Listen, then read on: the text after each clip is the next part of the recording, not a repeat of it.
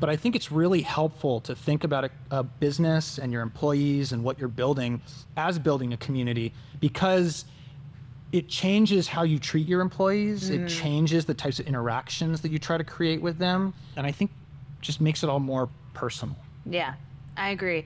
I think it evokes a lot more commitment. Totally. I've been thinking a lot about the word commitment and its place in the workplace and professional life. And I think one of the keys to a really great business is having committed employees. Totally. Employees committed to the customer experience, the client experience, and to their work. Yeah, right? Like their names on it. Right. And committed to more than just making a bunch of money. Yeah. You know? A greater purpose, like a a mission. Greater purpose, exactly. Yeah. Right. Or a greater commitment to the community that you're part of, you know? Yeah. Your fellow employee community. Yeah. Yeah. I get what you're saying. Yeah. But I forgot we were recording for a sec. Welcome to Talking Design and Engineering by MakeLab. Insights and advice from industry leaders driving innovation and shaping the future of people, processes, and technology in the world of physical products. Hello, everyone. Thank you for joining us on Talking Design Engineering. Today, I have with me Nate Padgett, who's the co-founder and partner of Informal. Welcome. Thank you so much. I'm happy to be here. And you're coming all the way from the West Coast. Coming all the way from the West Coast. Came in town Just for for hardware this. meetup. And this, yes. That's great. I appreciate your time. Oh, thank you for having me. This is a real honor. Yeah. So what are we talking about today? So hardware and product development are traditionally very resource heavy, very multi-step processes. Yep. And you're dealing with everything. Besides just running the business, you're dealing with where to get prototypes, where to do your first initial test run of prototypes and batch production. And then you have to go all the way to manufacturing. There's so many steps. There's so many people. There's so much sourcing. Totally. Costs at every single stage. I mean, this is why they say hardware is hard. Yep. Which I hate to play into, but it's kind of true. Well, it's true, and it's also the reason why I love hardware so much, right? Yeah. Because there are so many pieces to it, right? Yeah. It's complicated, Yeah. and that's really thrilling. And if you're able to accomplish it, they're big wins. Yeah, absolutely. Yeah. It's like climbing a mountain, You're climbing a mountain, exactly. right? Once you make it to the summit, you're like, I did it. Yeah. When I always like to joke to my friends who are in the software world who don't work in hardware that the major distinction between us is we don't get to roll back releases, right? You have to have your things dialed in before you launch the product and get it into customers' hands, because there really isn't a redo. Yeah. And that's very hard. It pushes people away, but is super thrilling for us and our community. Yeah. So your business, Informal, leverages an entire community of freelancers. You call yourselves a freelance collective. Yep. To really work on these processes and this whole hardware development and product development for startups and companies embarking on this journey. Yep. And so being that there's so many different variables, some could think that we're adding more variables into it with a freelance collective.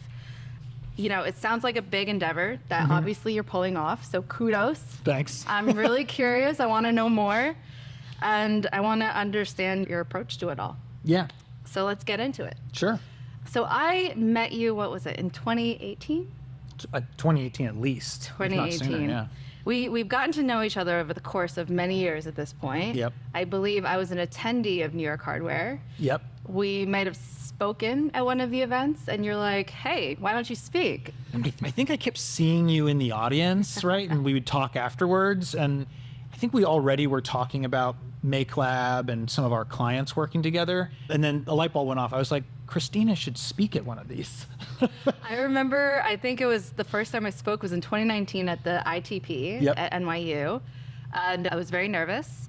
And I think I spoke a couple other times after that. And after a few times of asking, you were like, you should join as a co-organizer. And I was like, I don't know if I can commit to it. I finally did it. Yep. And all throughout this time that we've really gotten to know each other, we've talked about Informal, MakeLab communities, and all of this. And so I'm really excited to deep dive into it, Informal, because I actually just learned the origin story, doing research for this. Oh, Because we dove right interesting. in. We So- did dive right in. I guess we didn't really unpack the founder journey and that sort of thing. Yeah, I mean, I thought it was really interesting. And so let's start off with you giving a brief intro and a brief overview of that founder journey. It's Sure. incredible to share. Yeah. So as you noted, Informal's a freelance collective. It really started as an outgrowth of my and my business partners' individual practices as freelancers. I'd started freelancing 2018 after I'd been part of a couple hardware startups that did not have successful exits. And I just decided I was going to work with a variety of companies and not put all my eggs in one basket. And it really opened up a whole world for me, right? It gave me an opportunity to try out being an entrepreneur, which is something I'd always wanted to do. And it gave me an opportunity to work with a variety of clients and see different perspectives for what it takes to launch a successful business. I met my business partner because I was running a makerspace and he wanted to teach a class there. And we ended up talking about freelancing the whole time, not even about the class that he was going to teach. We got coffee, talked about our ideas for freelancing and the network we wanted to create to support more freelancing, because we're both very passionate about enabling more people to do what we did. And we started the company that night. Informal was born then. We started working just individually on our own freelance projects, and then around February 2019, we called up our most talented friends, told them all to meet in a bar, and that's how we kicked off Informal. And today we have 400 members. Wow. Yeah. That's pretty incredible. Yeah, it's been a fun ride. And Yeah. how long has it been? About 5 years. Wow. Yeah. 400 members, I 5 know. years. Wow. Starting with a happy hour. That's crazy. It's so on brand for you. Yeah, totally. It's totally on brand. Yeah. And you went to college for business, right? My undergrad is in business economics, and then I got a master's in creative technology, interaction design. So got a little technical in the later years, but I'm still mostly a business guy. And so what inspired you to go from business and diving into hardware of all the different industries you could dive into? I've always loved technology. I grew up in the Bay Area. I grew up building computers. I grew up being really into gadgets. So I've always had that affinity, but math was never my strong suit, so I knew I couldn't have a career in engineering, which is why I went the business route. But I always knew I wanted to work on physical products. I did a brief stint at Google and Netflix working in pure software environments, and that really wasn't doing it for me. It wasn't quite as exciting. I had a little bit of an existential crisis about what am I doing with my life? What am I dedicating myself to? And then I heard about this company called Quirky, which was this great invention platform. If you had an idea for a consumer product, you could submit it and my team would choose the best ideas to make. And that, I got the bug then, and I've stuck with hardware ever since. It's just the cross-disciplinary nature of it is just so exciting. And the fact that you can have an idea and then have something physical in your hands in a matter of months is mind-blowing. It's insane. Yeah. And I remember Quirky was very big when I was in school. That Yeah. was definitely on my personal wish list of places to work. Yeah. It seemed awesome. I know a lot of people that came from there actually these days. I mean, Quirky and MakerBot in a lot of ways were the backbone of the hardware ecosystem in New York until 2015. And now you can't go to a hardware company in New York and not meet someone from one of those two companies. And that's what creates an ecosystem, right? You have these big players that are really successful, raise a ton of money, get people really excited, hire a ton of people, and then those people leave and start their own company. And I think that's really important in what's made New York work, right? That's how Silicon Valley is what it is, right? Because it's had all these companies that were successful and shed talent and resulted in more new companies. So yeah, really excited to be a part of that. That's awesome. Yeah. I love that. Yeah, I feel like everyone I meet has ties In to some those way. two companies. Yeah, especially or in the Navy industrial Yard. design Yeah. world. Yeah. Yeah. Especially. So, okay, so going back to your founder story with Sam, okay, so it started just with chat over coffee, Yep. turned into a happy hour, but how did you know, what gave you the impression that you guys would be good co-founders? It all happened so fast, it was a great gut feeling. You guys work so well together. I've met and spoken, got to know the both of you, but how did you know? I've always been someone who kind of goes with my gut, right? And if I feel like something is the right move, I don't like to wait because I get worried that the opportunity is going to be missed. And I just had that feeling with Sam, right? His energy, how social he is for an engineer. It was just a really good fit. And I was wanting to work with someone super technical and very talented on the engineering and manufacturing side, because I was, again, coming from a business perspective. And he really fit that mold. So basically love at first sight in many ways. I don't know if he would say the same thing, but somehow he stuck with it, and we're still doing this. It's amazing. Yeah. It's amazing. And you Yeah. guys are so committed too. Oh yeah. We don't see ourselves as building a company. We see ourselves as building an ecosystem that supports more hardware businesses. And that's really inspiring for us. I love that. I love that. So, okay, so let's dive into Informal. What kind of services do you guys offer, and what type of clients do you serve, and just an overview of Informal in a nutshell? I've taken to describing Informal as like a general contractor for building a hardware business. If you think about general contractors when you're building a house, right? They know all the players, they know all the suppliers in order to help you do that. We function in a very similar way, but for building a hardware and manufacturing business. We started off with like really deep expertise in engineering. We had about 40, 50 mechanical engineers, electrical engineers, and firmware engineers. And we've since expanded to really have a 50-50 split in the network between product and manufacturing and like business and go-to-market. So we offer everything from industrial design services to performance marketing, so like running Facebook ads and that sort of thing. So if a team needs talent of a certain type or a team of a certain type, we can supply that to them. And then Informal takes care of all the back-end HR pieces that go with working with contractors. So payroll, insurance, onboarding, vetting, all of those things we take care of so that the client and the talent can just focus on getting the work done. That's amazing. Yeah. So, okay, so you started with the engineering Yep. and just the product design and development. Tell me about that jump to add in more, right? Well, you know what, I think we didn't start with only product. That just was most of the focus. As a freelancer, my services that I offered clients were always marketing, go-to-market, and community building. So there was always an element of that with Informal, even from the beginning, just as a way of me being able to pay my own way. But we found that there was much more need on the engineering and manufacturing side, and so that's why we really doubled down on building out those resources and supplying those services to clients. But we'd always been providing some marketing, it just was always me doing it. And starting to embrace that more and having that 50-50 split really came out of me not being able to be everywhere at once, and us realizing that there's more to launching a hardware startup than just building a great product, right? And we wanted to be able to help founders make great business decisions throughout the entire life cycle of the business, not just when they're making their new R&D push. Yeah, yeah. And so what's the person of a typical customer that Informal sees? Like, are they solo? Are they funded? What stage are they at? Yeah. Most of our clients are seed or Series A. So they've maybe raised a little bit, but not a ton. And their team is like 3 to 15 generally. That's not a rule, but that generally is how it works out. And most, this is their first time building a hardware startup, right? Maybe they've exited a software startup in the past. They know what it's like to build a non-hardware business, and this is their first foray into it. And we really, beyond just providing the technical and subject matter expertise, we also act as advisors, just as like a free service as part of what we do, helping walk founders through launching their product, manufacturing, thinking about vendors, and really helping mentor in that way. Because again, we want to see more hardware businesses be created. Yeah. That's a really good mission overall. It's very fitting. I'm a big believer that all the big challenges facing humanity, all the existential challenges that are facing us are hardware problems. They're not going to be solved through SaaS. They're not going to be solved through crypto. You know what I mean? AI might play with the edges of it, but at the end of the day, it's going to be about energy storage, energy conveyance, transportation.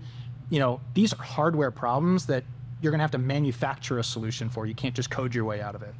And so, being that there's so many components to the customer experience, how do you think about that client experience? Like, how, being that they might work with so many different departments and specialists, how do you maintain that solidified branded client experience, especially with freelancers? Yeah.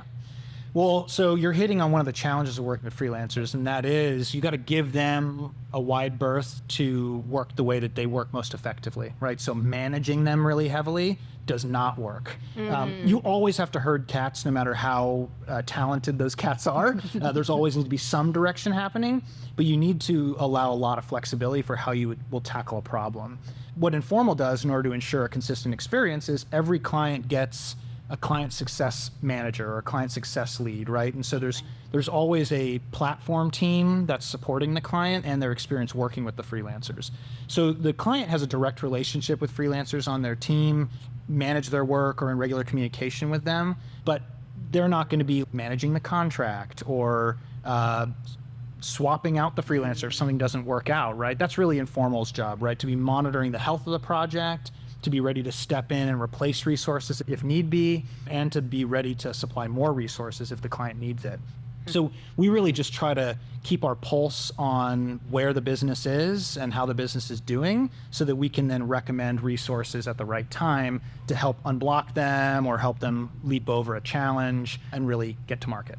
It's amazing. That's amazing. It's a lot of the thought of, if everyone has their own lane, racing towards the same destination. Yeah. And so it's very aligned incentives across the board. Exactly. Wow. And we try to keep really lean teams where, if it's 2 to 3 people on a team, we can usually get away with the freelancers and the client just working directly together and not needing to have any kind of management layer in order to manage timelines and all of that. When it gets larger than that, when you've got like a whole team on a program, we pair another freelancer with the client who is specifically focused on management, right? Technical product management, program management, you name it, depends on the program, but we'll supply that resource in order to ensure quality, consistency, and good communication. And so I see so many parallels between Informal and MakeLab. I consider, we both are in the services business, but I feel like most of the challenges that we have to really work through is people management and organization, right? Totally. And workflow. Yep. It's like the doing is the easy part, almost. Yep. But it's how do people communicate, especially with so many different personalities, maybe more introverted types. Some. The reality is that's a business, right? Yeah. Business isn't necessarily about the product. It's about the people that are in the business. Yeah. How well aligned they are, how well they work together. So that's the perennial problem. And every founder I talk to, they never say, oh, the hardest part of my business is the technical challenge that we're solving. It's always people. Keeping good people, attracting good people, and proing up the people that maybe aren't so good at the start, right? So that they can become those A players. And that's really tough. Informal in a lot of ways takes that burden off of the client, and we shoulder a lot of those logistical challenges around talent so that, again, the talent and the client can just focus on the work and being as effective as possible. That's a really good way of putting it. Because otherwise, if they were to try to do this themselves, they would have to source, hire, maintain, deal with people churn of employees as well. Exactly. Systems for updates, KPIs. There's a lot there. Well, and the other thing that's really cool is because we're a freelance collective, every engagement with our members starts with contracting, which is a really lean way to get work done without having to have a permanent resource that you might not need to utilize all the time, right? But all of our contracts are contract to hire, which means that if a client and a member really hit it off and they want to go full-time, they want to keep working together, maybe they want to bring the talent on as a co-founder, they can do that. That's totally allowed. Really? Because again, we're a freelance collective. We don't have employees, right? These are independent people that can decide how they want to spend their time. And so we enable for that conversion. We encourage that conversion because we think starting with a contract, getting a feel for what it's like to work with someone is a less risky way of hiring really high quality people than forcing them through the standard interview panel for 3 months, right? And like the skills tests and all these things that don't really tell you what it's like to work with someone. That's the missing piece in the way that most companies hire. And it's a rude awakening once you actually are working with that person and there are challenges, right? And then what are you going to do? You've already got them healthcare, you've already dispersed some equity to them. Like there's a lot tied into this person where if they don't work out, it's really expensive. So we provide an alternative to that. Wow. I never thought about it from that angle. That's so interesting. It's so, you hear about there's a lot of platforms out in the world, right? And they really make sure to keep both parties separate to avoid that. But you're like diving right in. That's that's amazing. Our goal is to build high functioning hardware teams, right? that. And that is not going to be exclusively through contracting, right? Like our best case scenario is the client and the talent love working with each other so much that they want to do that forever, right? And we support that. And you've seen a lot of those cases? I mean, it hasn't been a ton. Most of our Right. business is still contracting, Right. but I think we've converted around 20 people to full-time employees. That's amazing. Yeah. Wow. So Informal is not just a freelance collective, it's also like a talent agency. It is. Almost. Yeah, and in many ways, right? Wow. You know, I know I started this with the analogy of us being like a general contractor building a hardware business. In a lot of ways, though, we're a fusion of a talent agency, your favorite product development firm, and a staffing firm, right? All wrapped around a community. Yeah. That's so needed in this world. Yeah. Because hardware is a huge mystery to many folks. Totally. But you're really delivering on the mission of building up this world. Trying to, you know, I'm like very impressed. Oh, thanks. A very real reaction from Thanks. me. Good. I didn't think of it in that way, and I didn't know that actually. I'm very Yeah. that's hats off. Oh, thank you so much. That's Yeah. so cool. Yeah. I really respect that. Thank you. And it plays into why we're so focused on Hardware Meetup and we do so much around organizing the community, right? Because at the end of the day, it's about building an ecosystem, right? And then ensuring the right resources are present within that ecosystem to support it. Your whole career is one giant great strategy. I'm so impressed. Oh, thanks. I'm just thinking about all the factors right now. But that's incredible. Oh, thanks. Yeah, Like, Well, it's been very good smart. having you involved with Hardware Meetup too. Oh, I love it. Because at the end of the day, Hardware Meetup's all about the organizers on the ground, which I guess we can talk about more. Yeah. That deserves its own. I know, Like, exactly. It's so huge. I'll be back. Yeah, he'll be back.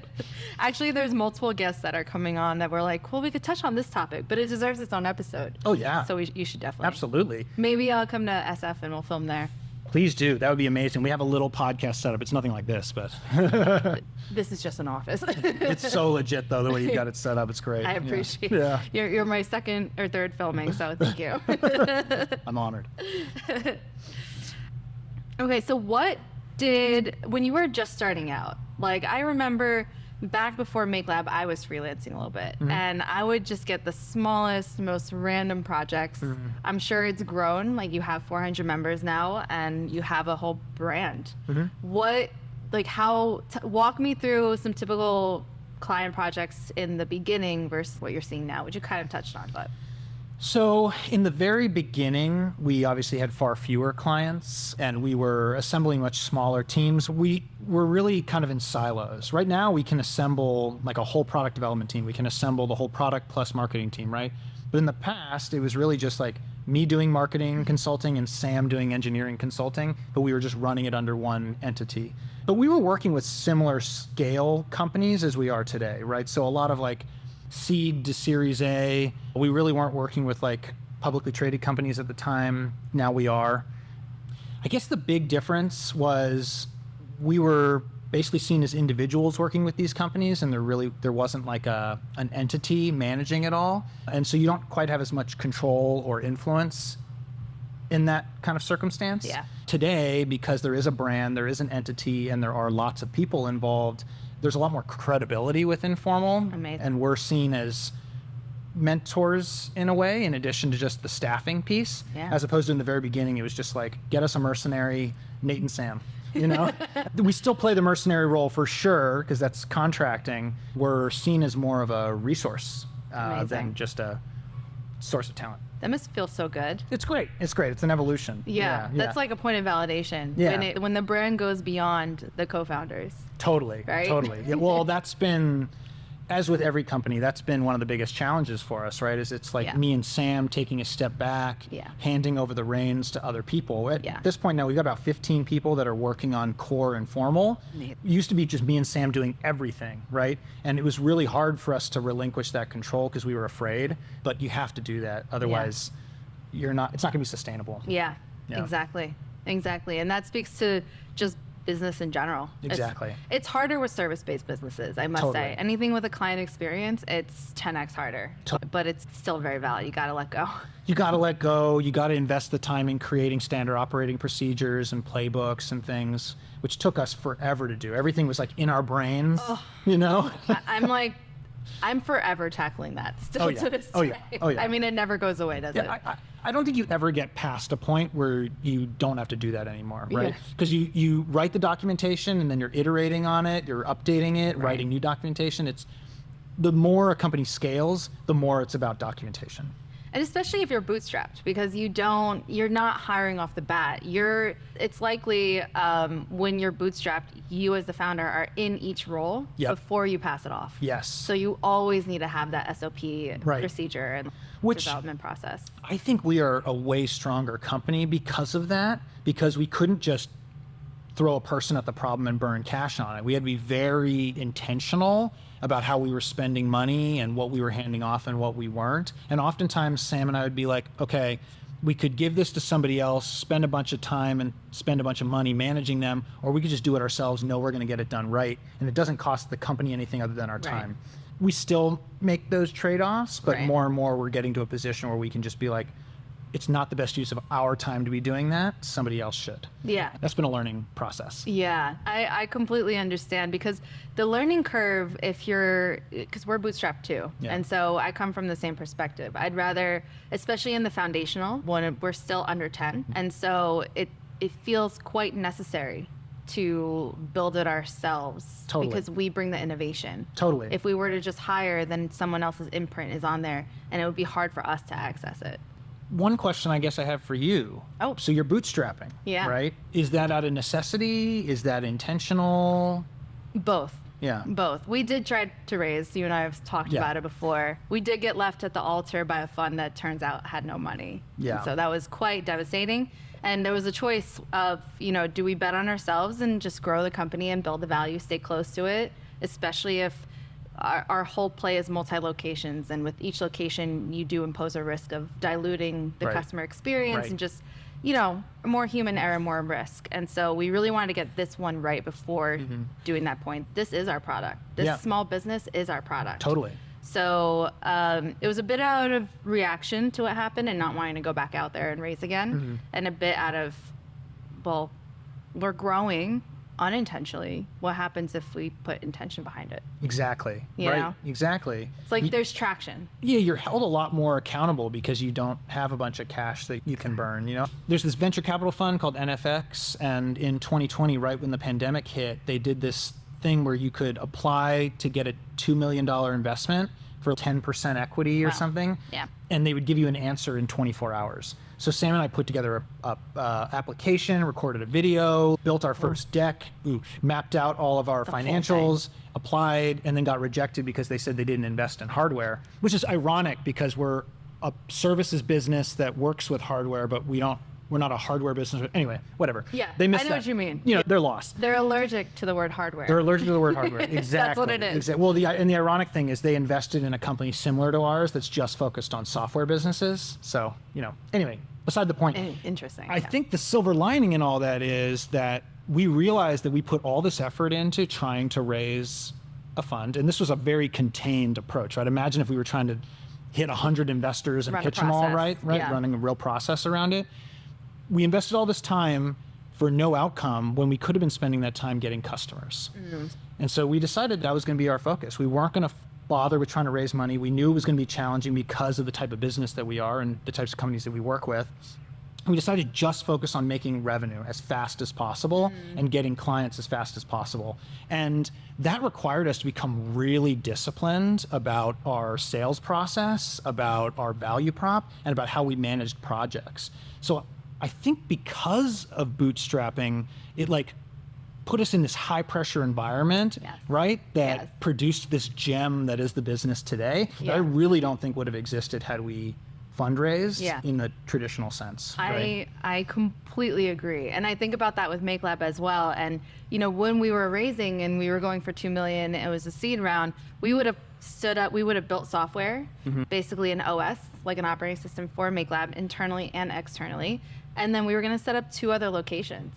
that would have been so difficult to manage. And yeah. it would have been, I'm really glad we're able to really hone in and focus on this one and make sure we're nailing that customer experience and understanding what levers can change based on locale. Right. And just understanding the core of it.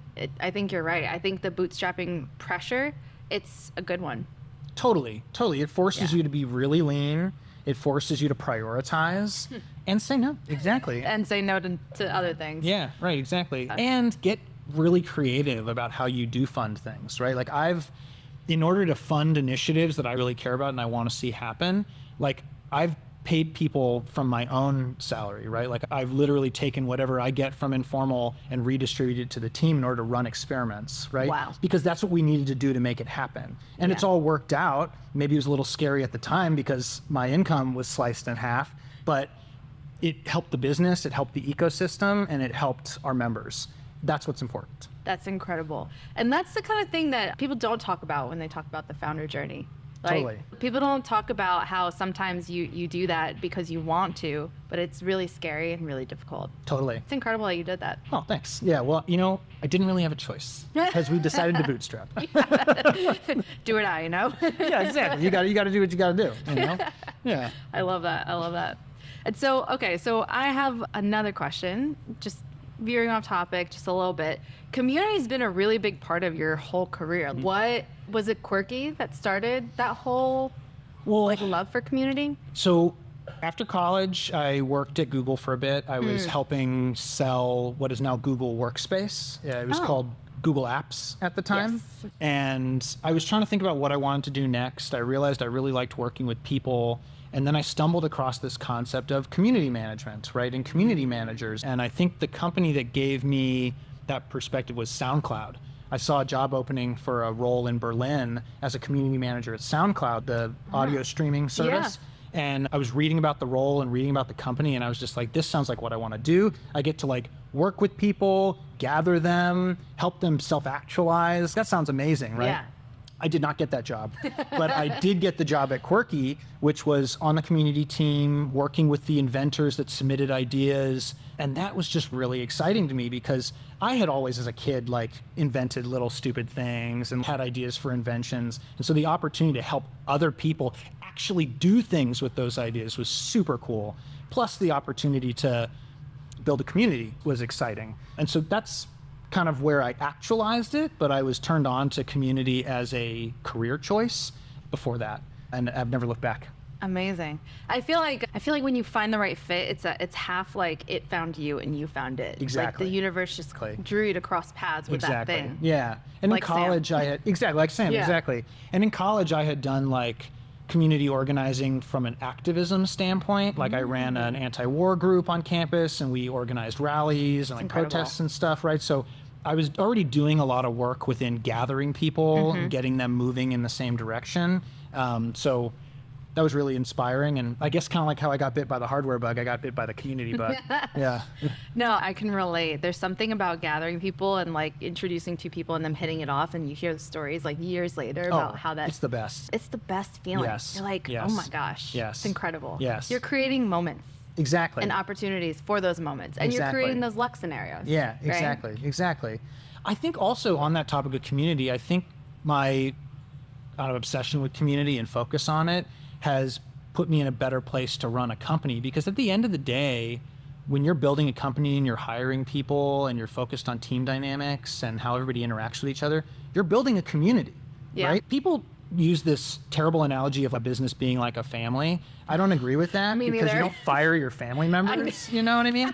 But Exactly. But it is a community, right? And communities reach points where sometimes someone's not a good fit for the community anymore and they move on, right? Just like that can happen within a business. Yeah. But I think it's really helpful to think about a business and your employees and what you're building as building a community, because it changes how you treat your employees. It changes the types of interactions that you try to create with them. And I think just makes it all more personal. Yeah, I agree. I think it evokes a lot more commitment. I've been thinking a lot about the word commitment and its place in the workplace and professional life.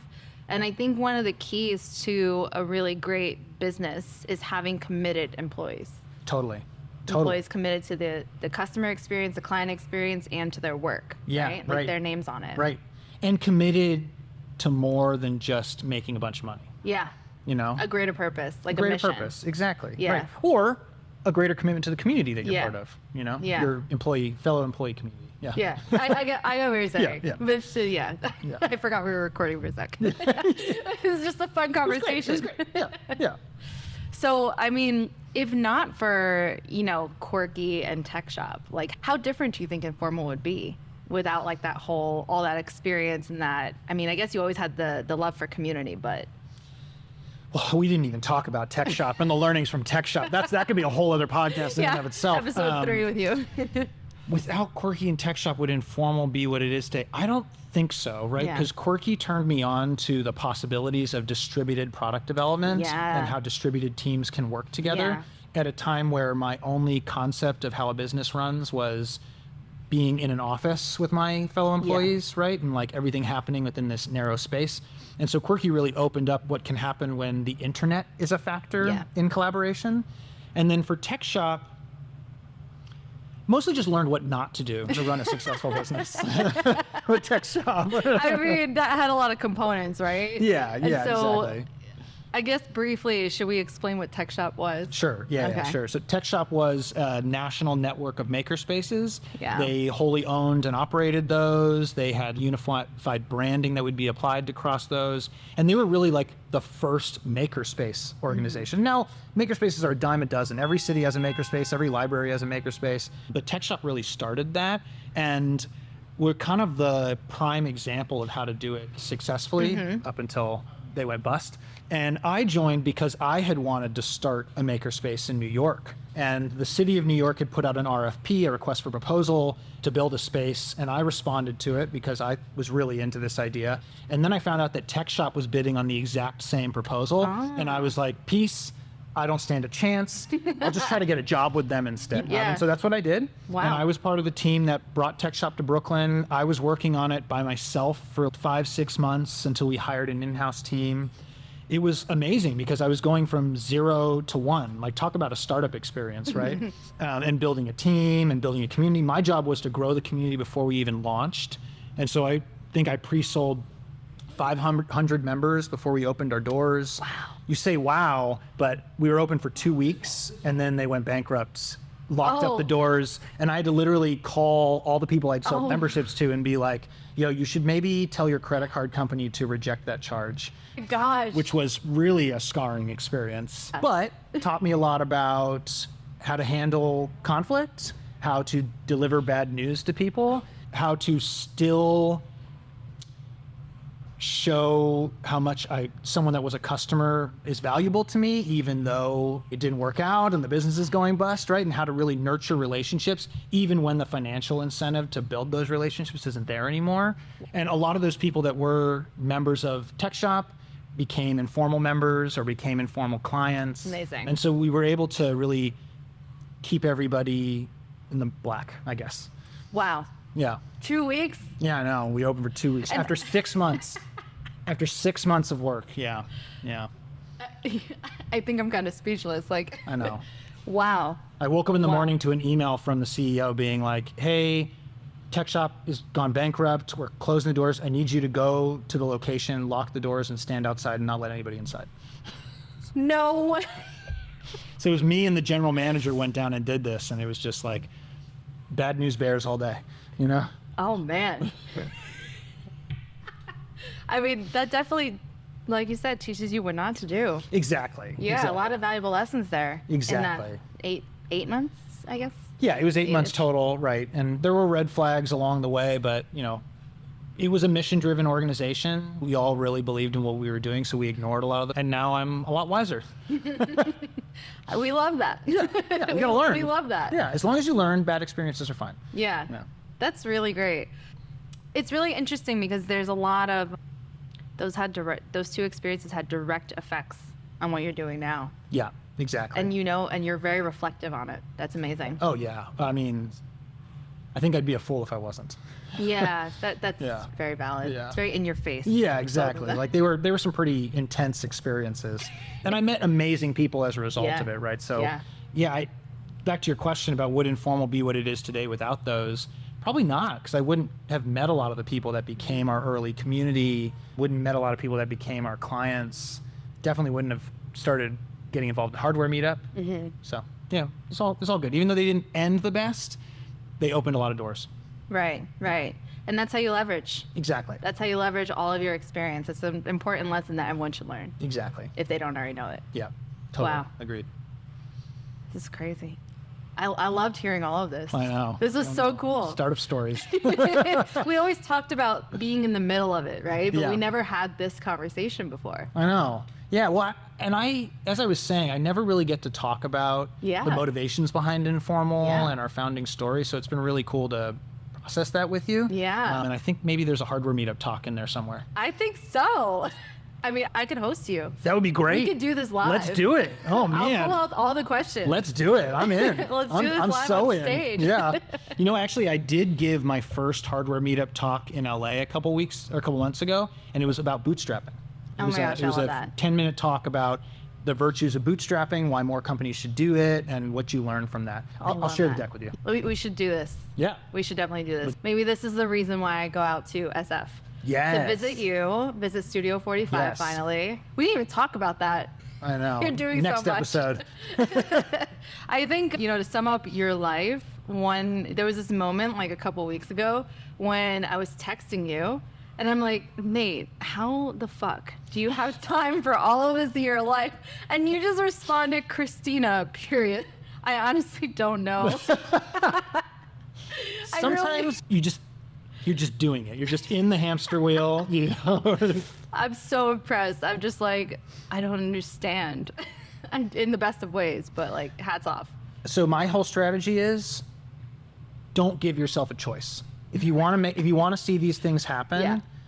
make it so that it has to happen. Discipline. Right? Discipline, but also whenever I have an idea that I want to make happen, I start telling people about it right away to hold myself accountable, because then they start expecting it to happen. Yes. Right? And then you do the ask me same way. questions. They're like, where are you with this project? And I'm like, oh, God, I got to get back to that. You know? It's because we don't have bosses. We Yeah. make everyone around us Exactly. like our bosses. Exactly. In a way, right? Exactly. Like we have to follow through. Otherwise, our reputation's on the line. Exactly. Yeah. And that goes back to what you and I were talking about, teams and Yeah. team creation, right? You want to build a team where you can trust people to check you, right? Yeah. To help hold you accountable, Yeah, right? go- Not just yes men or women, Yeah. but really a team that helps make you better just Yes. as you make them better.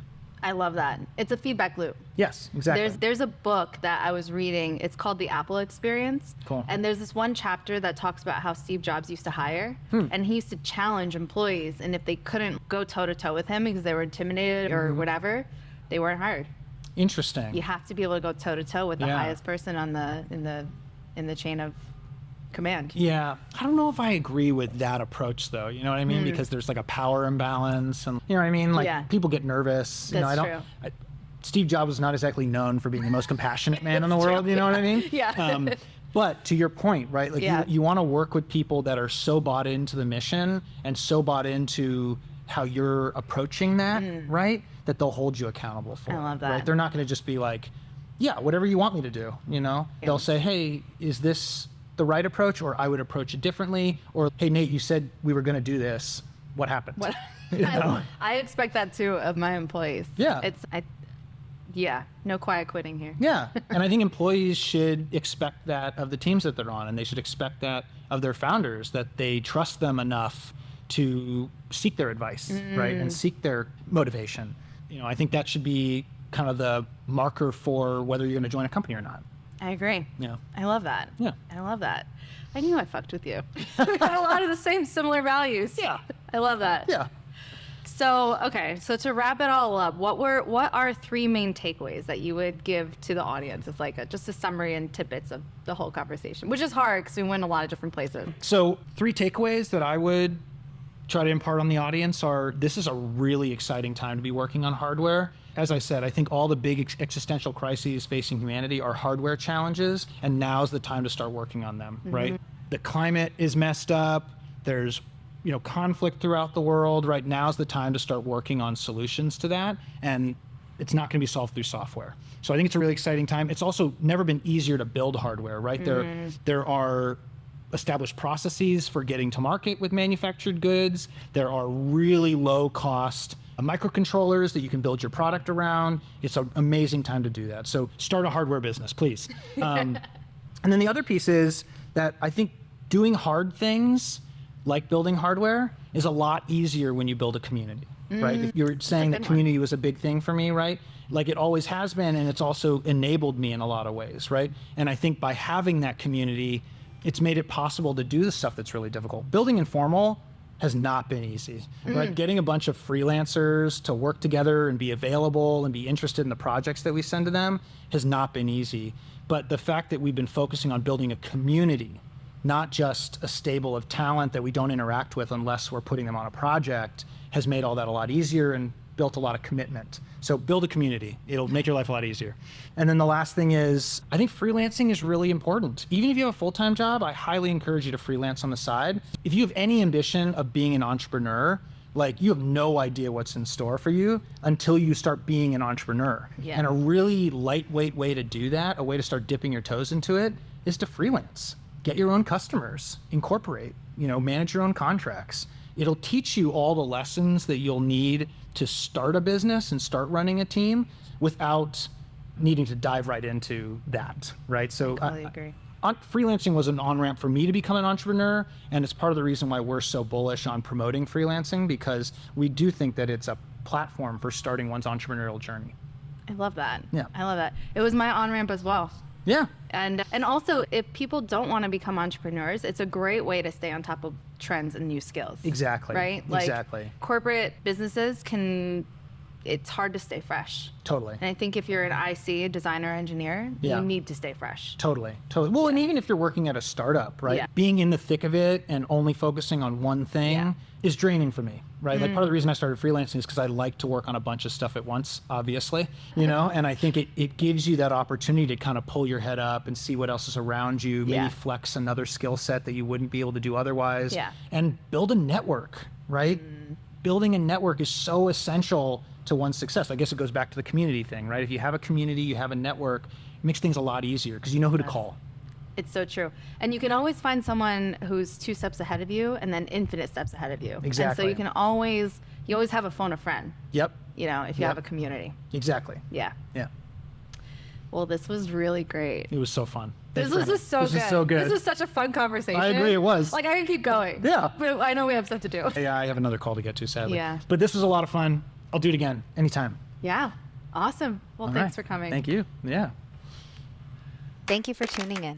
Subscribe to Talking Design and Engineering on Apple Podcasts, Spotify, or YouTube, or follow MakeLab on social media for the latest in on-demand 3D printing services.